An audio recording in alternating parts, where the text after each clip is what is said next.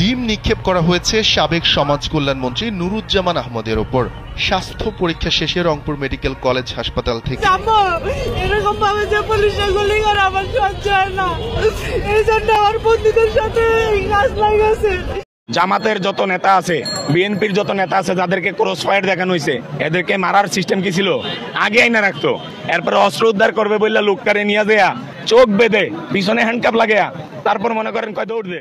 দর্শক, প্রথমেই আপনারা শিরোনাম দেখেছেন, এখন দেখবেন বিস্তারিতর প্রথম অংশেই আপনারা দেখবেন আওয়ামী লীগ নেতা জেলখানার থেকে বের হতেই ডিম ছুঁড়ে মারলেন এবং গণধোলাই দিলেন, এবং হাসনাত আবদুল্লাহকে এক সমন্বয়ক হিসাবে তার একজন সহপাঠীকে মৃত্যু ধারণায় এবং তা মারা যাওয়ার কারণে তাকে বিচার দিলেন। কি এমন বিচার করবে হাসনাত আবদুল্লাহ, তা জানতে আমাদেরকে চলে যেতে হবে সে মূল ভিডিওর কিছু অংশ। ডিম নিক্ষেপ করা হয়েছে সাবেক সমাজ কল্যাণ মন্ত্রী নুরুজ্জামান আহমদের ওপর। স্বাস্থ্য পরীক্ষা শেষে রংপুর মেডিকেল কলেজ হাসপাতাল থেকে থানায় নেয়ার পথে এই ঘটনা ঘটে। শুধু তাই নয়, এ সময় হামলার শিকারও হয়েছেন হত্যা মামলায় গ্রেপ্তার হওয়া সাবেক এই মন্ত্রী। বৃহস্পতিবার রাত 11:10 দিকে রমেক হাসপাতালের জরুরি বিভাগের সামনে এই ঘটনা ঘটে। বৃহস্পতিবার স্বাস্থ্য পরীক্ষার জন্য সাবেক মন্ত্রী নুরুজ্জামান আহমদকে রাত 11টার দিকে রমেক হাসপাতালে আনা হয়। স্বাস্থ্য পরীক্ষা শেষে 11:15 দিকে থানায় নেয়ার পথে পুলিশ ভ্যানে তোলার আগে ডিম নিক্ষেপ শুরু করেন সেখানে অবস্থান নেয়া বৈষম্য বিরোধী ছাত্র আন্দোলনের নেতাকর্মীরা। এ সময় তাকে লক্ষ্য করে কিল ঘুষি দিতেও দেখা যায়। রমেকের জরুরি বিভাগের চিকিৎসক ডাক্তার জেরিন ফারজানা কালবেলাকে বলেন, আপাতত নুরুজ্জামান স্বাভাবিক রয়েছেন, কিন্তু তিনি যেহেতু হাইপারটেনশনের রোগী, তাই বিষয়টিকে মাথায় রাখতে হচ্ছে। আর মহানগর পুলিশের উপ পুলিশ কমিশনার শিবলি কায়সার বলেন, নগরীর পোস্ট অফিস গলি এলাকার তার ভাগ্নের বাসা থেকে তাকে গ্রেফতার করা হয়েছে। এখন তাকে আদালতে তোলা হবে, তদন্তের প্রয়োজনে যাওয়া হবে রিমান্ডও।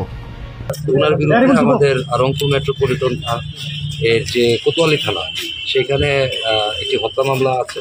হত্যা মামলার উনি আছেন নামী আসামি, আর মাহমুদুল হাসান মুন্না হত্যা মামলা, ওই মামলার আছেন নামী আসামি। সেই মামলাটা এর আগে রাত 9টার দিকে নগরীর সেন্ট্রাল রোডের পোস্ট অফিস গলির তার ভাগ্নের বাসা থেকে তাকে গ্রেফতার করা হয়। বৈষম্য বিরোধী ছাত্র আন্দোলনে নিহত মাহমুদুল হাসান মুন্না হত্যা মামলায় তাকে গ্রেফতার দেখানো হয়েছে। শফিকুল ইসলাম শান্ত, কালবেলা। জামাতের যত নেতা আছে, বিএনপির যত নেতা আছে, যাদেরকে ক্রস ফায়ার দেখানো হয়েছে, এদেরকে মারার সিস্টেম কি ছিল? আগে আইনা রাখতো, এরপরে অস্ত্র উদ্ধার করবে বললে লোকটারে নিয়ে দেয়া, চোখ বেঁধে পিছনে হ্যান্ডকাপ লাগায়া, তারপর মনে করেন কয় দৌড় দে, বাঁচতে চাইলে দৌড় দে, এরপরে গুলি করে। এসপি ডিআইজি কে খুশি করা কি মহিলা কনস্টেবলের, মহিলা সাব ইন্সপেক্টরের কাজ? আর যারা তাদের কথায় রাজি হবে, এই চেয়ারগুলো সুন্দরীদের জন্য বরাদ্দ থাকে, ওনাদেরকে খুশি করা ওইখানে বসে থাকা। জামাতের কোনো নেতা তাকে মারবে, আজকে রাত্রে ক্রস ফায়ার দিবে, ওদেরকে কি করে পূর্বেই ধরে না রেখা দেয়, হয়তো পুলিশ লাইনের ভিতরে, আর নয়তো এসপি অফিসে। জামাতের যত নেতা আছে, বিএনপির যত নেতা আছে, যাদেরকে ক্রস ফায়ার দেখানো হয়েছে, এদেরকে মারার সিস্টেম কি ছিল? আগে আইনা রাখতো, এরপরে অস্ত্র উদ্ধার করবে বললে লোকটারে নিয়ে দেয়া, ওই পার্টি বিছায়, ওই র্যাব যে কিছু কিছু বক্তব্য দেয় না, প্রথমে সন্ত্রাসীরা আমাদেরকে গুলি করে, আমরা পাল্টা গুলি চালাই। সন্ত্রাসীরা এতটাই অদক্ষ, এরা ওনাদেরকে গুলি করলে লাগে না, আর ওনারা এতটাই দক্ষ, ওনাদের গুলি টার্গেটে লেগে যায়, চোখ বেঁধে পিছনে হ্যান্ডকাপ লাগায়া, তারপর মনে করেন কয় দৌড় দে, বাঁচতে চাইলে দৌড় দে, এরপরে গুলি করে। কিছু লোক থাকে সামনে, কিছু লোক পিছনে, কিছু লোক মিডিলে, সে কোনো দিকে যাওয়ার কোনো সুযোগ নাই, হ্যান্ডকাপ লাগানো, গুলি করে মাইরা দেখায় যে ওই কি তারা মানে ডাকাতি করবে বা সন্ত্রাসী কর্মকাণ্ড করবে, এই উদ্দেশ্যে তারা বসছিল। এগুলো নাটক। মোমবাতি কিনে আনে, তাস কিনে আনে, সিগারেট বিড়ি খাইয়া ফালায় ওরা নিজেরা, নাটক তৈরি করে, একই কথা বারবার মিডিয়াতে বলে। এইগুলোর বিরুদ্ধে যখন কথা বলি, স্যার একজন নিরীহ মানুষকে কেন মারবেন, তো তারা ইস্যু খুঁজে। এত বেশি মানে চালাক, এ তো আমাদের পক্ষের না, এত মনে হয় দেখা যাচ্ছে যে জামাত বিএনপি পক্ষের লোক। তো দেখা যাচ্ছে যে আমার বাবার মুক্তিযোদ্ধা সার্টিফিকেটের গেজেট বল, এই মর্মে আমার বিরুদ্ধে এলিগেশন দাঁড় করাইছে। আমার বিরুদ্ধে মামলা হয়েছে, স্বাভাবিক মামলা হয়েছে, আমাকে সাময়িক বরখাস্ত করা হয়েছে। আমি জানতে চাইছি, আমি তো রাষ্ট্রের এমন কোনো ক্ষতি করি নাই যেটা জনগণের ক্ষতি হবে আমাকে সাময়িক বরখাস্ত করতে হবে স্যার। আমি রানিং চাকরিতে থাকি, আমার মামলা আমি পরিচালনা করি, আমি চাকরিতে থাকি, কয় না থাকা যাবে না। আমাকে 2017 থেকে 2022 সাল পর্যন্ত সাময়িক বরখাস্ত রাখছে এবং 22 সালে একাধারে আমাদের প্রায় 15 থেকে 2000 পুলিশ সদস্যকে চাকরিচ্যুত করে দেয়। পুলিশের ইস্যুটা বিভিন্ন কারণে, যেমন ফেসবুকে কমেন্ট করছে জাতির পিতা কি শেখ মুজিব নাকি ইব্রাহিম আলাইহিস সালাম। আমরা সবাই জানি আমাদের মুসলমান জাতির পিতা ইব্রাহিম আলাইহিস সালাম এবং আমাদের সকল জাতির সকল মানুষের পিতা হলো আদম আলাইহিস সালাম। এটা আওয়ামী লীগ যারা করে আমাদের এরা এটা মানে না। সো কমেন্ট করছে পুলিশ সদস্য যে আমাদের জাতির পিতা শেখ মুজিব না, আমাদের জাতির পিতা ইব্রাহিম, এই কারণে চাকরি গেছে। টিপ কাণ্ডে নাজমুল তারেক, হ্যাঁ সে দাঁড়িয়ে আছে, টুপি আছে, লতা সমাদ্দার ম্যাডাম, উনি তার বিরুদ্ধে মিথ্যা অভিযোগ দিচ্ছে, ওনার চাকরি নাই। এরপরে ফেসবুকের ভিতর ডিআইজি সাহেব, ওই আমাদের সাবেক কি বলবো সন্ত্রাসী বেনজির, জঙ্গি আল কায়দার শীর্ষ কমান্ডার, এই বেনজির যখন বলছে পোস্ট করছে পুলিশকে প্রতি বছরে হার্ড ট্রেনিং দিতে হবে প্রতি 6 মাস পর পর। আমাদের এক পুলিশ সদস্য শহীদুল, সে বলছে স্যার মাস ট্রেনিং সেন্টারে ফেলে রাখুন, দয়া করে আমাদের কাটিংটা বন্ধ করুন। আমরা গরিব কনস্টেবল, আমাদের 14-15 হাজার টাকা বেতন, এর থেকে যদি প্রতি মাসে জেলা কাটিং, বিভাগীয় কাটিং 700-800 করে নিয়ে যান, তাহলে এই জুলুমটা কেন করবেন স্যার? প্লিজ স্যার দয়া করেন। এই কথা বলাতে তারে অধ্যাদেশে পালাইয়া মাত্র 7 দিনের ভিতর চাকরিচ্যুত করে দেয় এইভাবে। এবং মহিলা পুলিশ আছে, সাব ইন্সপেক্টর ডিআইজি সাহেব, ওনাকে বলছে তুমি যদি আমাকে খুশি করতে পারো তাহলে তোমার চাকরি থাকবে, আর যদি না খুশি করতে পারো, যেই তোমার বিরুদ্ধে অভিযোগ হয়েছে এই অভিযোগে তোমার চাকরি থাকবে না। সে কি করতেছে যে চাকরিটা বলছে যে স্যার আমি তো আমার সম্মান হানি করতে পারি না, আমি বিয়েই করি নাই জীবনে, তাহলে আমি কেন মনে করেন আমার বিরুদ্ধে অভিযোগ হবে? বলছে তুমি চাকরির আগে বিয়ে করছো। স্যার আমি যদি চাকরির আগে বিয়ে করে থাকি তাহলে তো তদন্ত হয়, আমাদেরকে ভেরিফাই করে কিন্তু চাকরিতে ঢুকায়, তাহলে আপনার যেই সাব ইন্সপেক্টর তদন্ত করছে তার চাকরি থাকবে না, এরপরে যেই ইন্সপেক্টর এটা সই করছে তার থাকবে না, যেই এডিশনাল এসপি সার্কেল আমার তদন্ত করছে তার চাকরি থাকবে না, এরপরে না আমার চাকরি থাকবে না। বলতেছে না তোমারটাই থাকবে না, তুমি আমারে খুশি করতে রাজি না, তোমার চাকরি নাই। তাহলে আমাদের মহিলা পুলিশরা এই দেশে পুলিশের চাকরিতে কিভাবে আসবে? যদি তাদের সম্মানের সম্ভ্রম হানি হইতে হয়, ওরা কিভাবে আসবে চাকরিতে?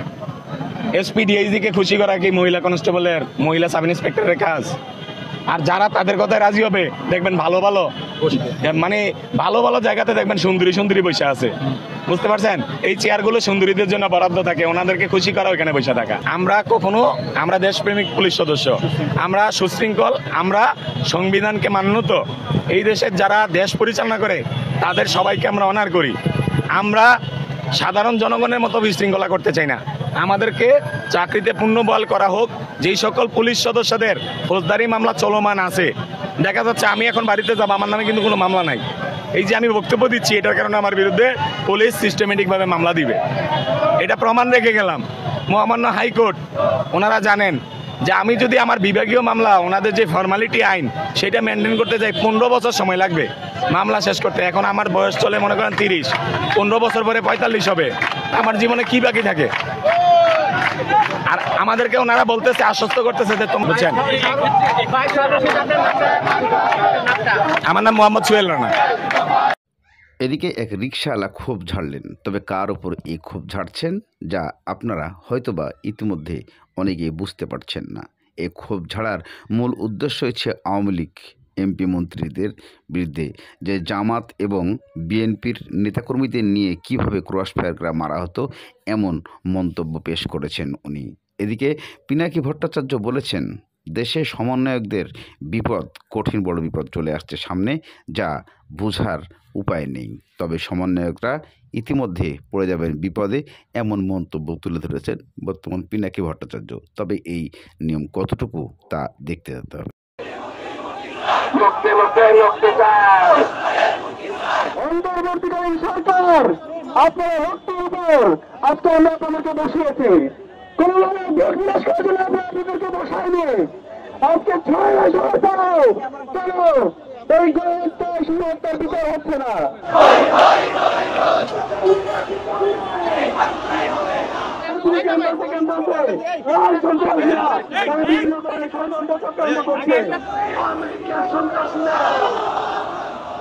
এই কালচারকে যারা ফেসিস্ট আছে, যারা শাহবাগী আছে, যারা এই দেশে বিচারহীনতার শক্তি তৈরি করেছে, এই শাহবাগ থেকে আমরা তাদের বিচার দাবি করছি। উপস্থিতি আপনারা জানেন,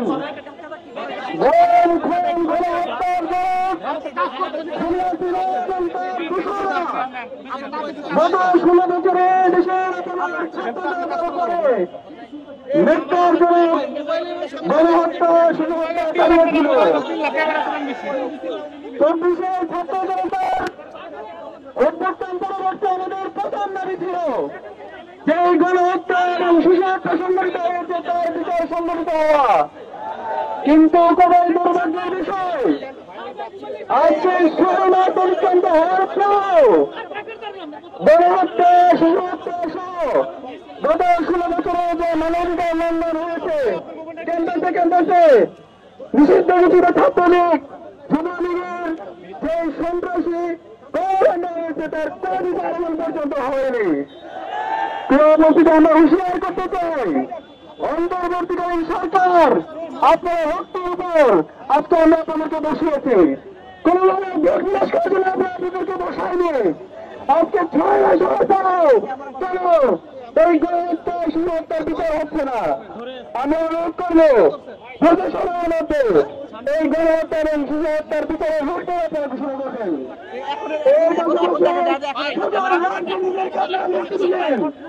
ইসলামী ছাত্র সমিতির ঢাকা বিশ্ববিদ্যালয়ের সভাপতি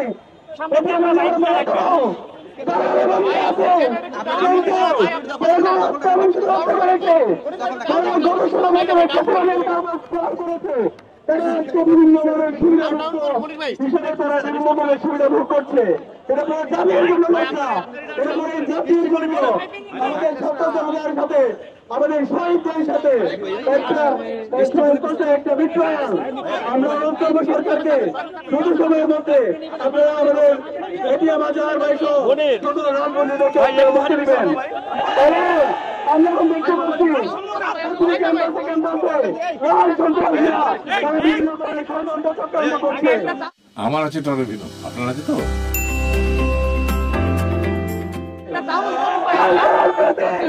যারা গত 16 বছরে আওয়ামী লীগকে যারা ডমিনেট করেছে, তারা আজকে বাংলাদেশকে অস্থিতিশীল করার চেষ্টা করছে। এই কালচারকে যারা ফেসিস্ট আছে, যারা শাহবাগী আছে, যারা এই দেশে বিচারহীনতার শক্তি তৈরি করেছে, এই শাহবাগ থেকে আমরা তাদের বিচার দাবি করছি। এর পাশাপাশি আমাদের সকল শহীদ পরিবার এখনো তারা রাস্তায় রাস্তায় ঘুরে বেড়াচ্ছে, তাদেরকে রাস্তা থেকে এখনো শিক্ষা দেওয়া হচ্ছে না, এখনো শহীদদের তালিকা তৈরি করা হয়নি, এখনো আমাদের যারা আহত পরিবার আছে তাদের দায়িত্ব নেওয়া হচ্ছে না, তাদের চিকিৎসার ব্যবস্থা করা হচ্ছে না। আমরা ইসলামী ছাত্র শিবির থেকে হুঁশিয়ার করতে চাই, আপনারা আমাদের শহীদ পরিবারদেরকে শিক্ষিত দিন, আমাদের যারা আহত যারা আছে তাদের দায়িত্ব দিন। ইসলামী ছাত্র শিবির আমরা হাসিনার ভাবছে বিপ্লব আর বাদ যাবে কেন, তারা মেরে দিই মারছে, কিন্তু বিপ্লবের যে সেও একটা পার্ট সেটা আর তার মনে ছিল না। এই উপদেষ্টাদের সিলেক্ট করছে কে? ছাত্ররা তো। তারপরে তার কোনো কথা শোনে নাই, নিজেরা নিজেদের ক্যাপাসিটিকে ওভার এস্টিমেট করেছে, আর অভিজ্ঞতার অভাবে প্রত্যেক জায়গায় মারা খেয়েছে। সুপ্পুকে সরাইতে গেছে, সুপ্পু আর বিএনপি অ্যালাইন হয়ে গেছে সুপ্পুকে সরাইতে যায়, বুঝছাও? প্রোক্লামেশন অফ জুলাই করতে গেছে, বিএনপি ওয়াকারের সাথে প্রফেসর ইউনূস অ্যালাইন হয়ে গেছে, ওরা আলাদা হয়ে গেছে। 15 জানুয়ারির মধ্যে দিবে হুঙ্কার ছাড়িছিল না, দিছে? দেয় নাই, দিবেও না, পারবেও না। তাহলে নাও অর নেভার বললে আওয়াজ তোলার কি দরকার ছিল? কার সাথে আলাপ করে 31শে ডিসেম্বরে ঘোষণা দিছিলেন আপনারা? কার সাথে আলাপ করছেন? করেন নাই। নিজেরা নিজেরা ডিসিশন নিয়েছেন, সেগুলো ডিজাস্টার হয়েছে। আবার নাকি 5ই আগস্ট নির্মাণ করবেন, এত সোজা? ছেলের হাতের মোয়া চাইলে পাওয়া যায়। হাসিনার শাসনে অতিষ্ঠ মানুষ সর্বশক্তি নিয়ে ঝাঁপায় পড়েছিল। হাসিনা গেছে, মানুষের সেই শক্তিকে কনসলিডেট করতে হইতো, তাহলে একটা বিরাট অংশের মানুষের মাঠের প্রেজেন্স থাকতো। তারা ফিরে গেছে, তারা আর আপনাদের ডাকে আসবে না, নতুন কারো ডাকে আসবে। জনগণ যেমন বিএনপির ডাকে নামে নাই, আপনাদের ডাকে নামছিল, তেমন এরপরে আপনাদের ডাকে নামবে না, অন্য নতুন কারো ডাকে নামবে। কারণ আপনারা পারেন নাই বিপ্লবকে বিজয়ী করতে। আমারে অনেকে বলে যে আমি নাকি সুযোগ সন্ধানী। আমি কিন্তু এই উপাধিকে অ্যাপ্রিসিয়েট করি, গ্রহণ করি। আমি আসলে সুযোগ সন্ধানী, বিজনেসে অপরচুনিটি সার্চ করতে হয়। আমি ওই ট্রেনিং পাওয়া লোক, ওই ফাঁক দিয়ে হান্দায় দিতে হয় পণ্য। তা আপনার স্ট্র্যাটেজি নিয়ে বিপ্লবীরা অপরচুনিস্ট বা সুযোগ সন্ধানী। বিপ্লব একটা অপরচুন মোমেন্ট, ওইটা হাজির হয়েছিল 5ই আগস্ট। ছাত্ররা ভাগ্যবান, তাদের মধ্যে দিয়ে বিপ্লব সফল হয়েছিল, তাদের মধ্যে দিয়ে বিপ্লব হাজির হয়েছিল। কিন্তু এইটা ছাত্রদের নির্মাণ না, এই পরিবর্তন ভেতর থেকে পাইকা ওঠা পরিবর্তন। বিপ্লব কিন্তু ফোড়ার মতো, আবার মনে কিছু কইলেন না, ফোড়ার এক্সাম্পল দিছি জন্য। বিপ্লব ফোড়ার মতো ভিতর থেকে পাইকা ওঠে। উপর থেকে সামান্য কিছু দিয়ে খোঁচা দিলে ফোড়া যেমন ফাইটা যায়, বিপ্লব তেমন। বিপ্লব কর্মসূচি দিয়ে আসে নাই। ইংরেজিতে ফ্যান্টাস্টিক নাম, রিমেম্বারিং হিরোজ, এগুলো দেখে পাবলিক মাঠে নামে নাই, মারা যায় নাই। যারা মারা গেছে তাদের বেশিরভাগ অক্ষর জ্ঞান নাই, ইংরেজি জানা তো দূরের কথা। রিমেম্বারিং হিরোজের